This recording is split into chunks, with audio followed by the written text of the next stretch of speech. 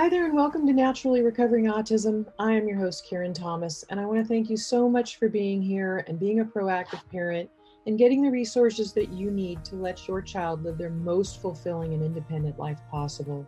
When my own son was diagnosed with autism, I was told to drug him and try behavioral therapies, and there was nothing else that we could do for him but manage his symptoms the rest of his life.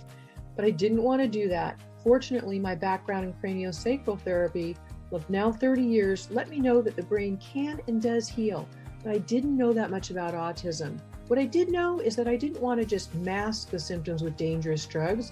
I wanted to find the causes and work with them naturally. And fast forward, it took me a decade and a lot of time and effort, but today my son is no longer diagnosable with autism after being told it could not happen. So I'm here to share with you valuable resources to save you the time and some of the expense that I had to spend to figure it out, and to help you let your child lead to their best results possible.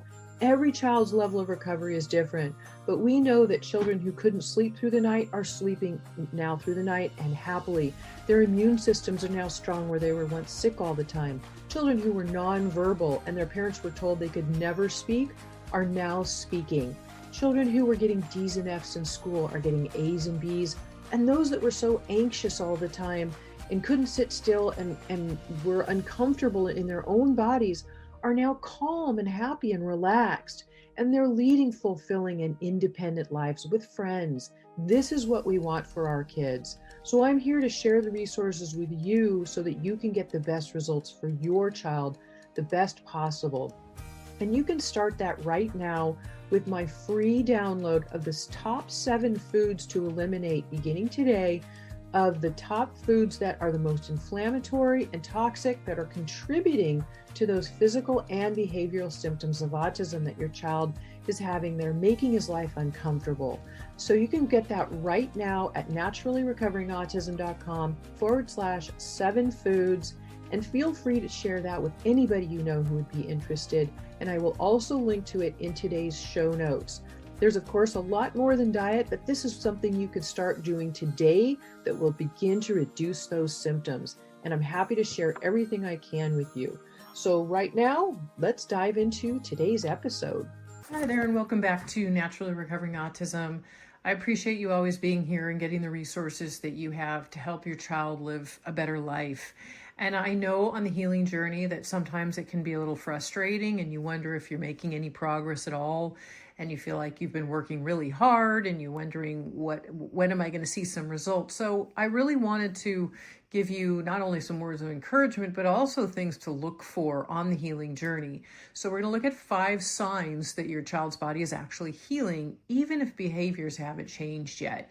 Because I think it's important to really understand that things are changing at a very deep level, even down to a cellular level, as we're walking through healing their biology, which will then work with the underlying causes of their actual symptoms. And the symptoms are just what we see on the outside of what things like the toxins and infections and pathogens and other things in their body and the inflammation on their brain is causing. So after learning the progress in autism recovery can look uneven, a lot of parents ask a really important question. They want to know how do I know it's actually helping? So when behaviors are the only thing that we can measure, it's easy to miss quieter and foundational changes happening really deep underneath the surface. Healing starts inside the body first, and before it shows up outwardly in communication, learning, or behaviors. So here are 5 signs your child's body may be healing, even if it doesn't look dramatic yet. Changes in sleep patterns. Sleep's one of the first systems to shift when the nervous system begins to regulate. So you might notice things like they're falling asleep a little faster or waking more frequently for a period of time. They're having shorter naps or deeper nighttime sleep, and then temporary sleep disruptions followed by improvement, because that can happen as their body is detoxifying. It can actually reduce sleep and change that, or they can get better. Things go up and down as the body is detoxifying. These changes can be the body recalibrating the circadian rhythms and the neurological signalings that are happening deeper too. So while sleep shifts can feel frustrating, they often precede cognitive and emotional gains. Also, we want to look at digestive shifts, even if they are messy ones. So the gut plays a central role in the immune function, detoxification, and neurological health.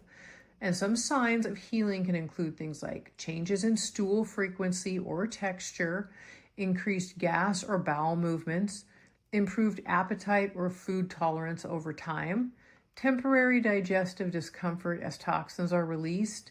And while these changes aren't always pleasant, they often indicate the body is actually eliminating and activating elimination pathways.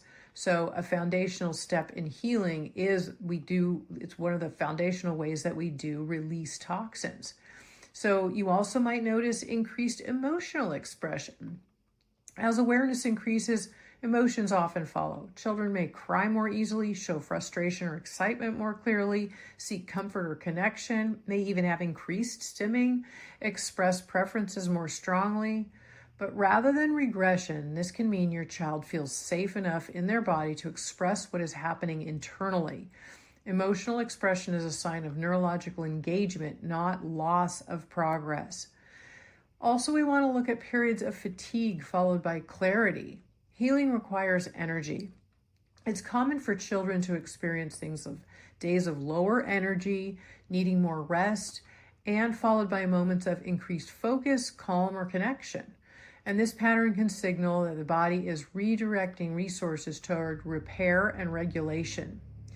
And also, we want to look for subtle changes in awareness and connection. These are the moments parents often feel but can't always explain. You might notice longer moments of eye contact, increased curiosity, more presence or calm in familiar environments, new interest in people or their surroundings. These are key shifts that are often precursors to communication and behavioral change, even if words or skills haven't changed and caught up just yet. So why do these signs matter more than you think? When parents know what to look for, they're less likely to stop too soon or assume something isn't working. Healing is cumulative. The foundation must be built before visible change can last. So by recognizing these signs, you can give your child's body the time and consistency it needs to continue moving forward. So definitely never give up. Progress is happening even when it's quiet. If you're seeing one or more of these signs, take a breath. You're not imagining it. You're not behind either.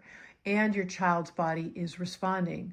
Sometimes the most meaningful changes are the ones happening out of sight.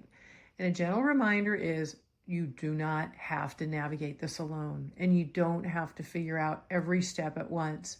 Education, community, and ongoing support make it easier to trust the process, especially during the quieter phases of healing.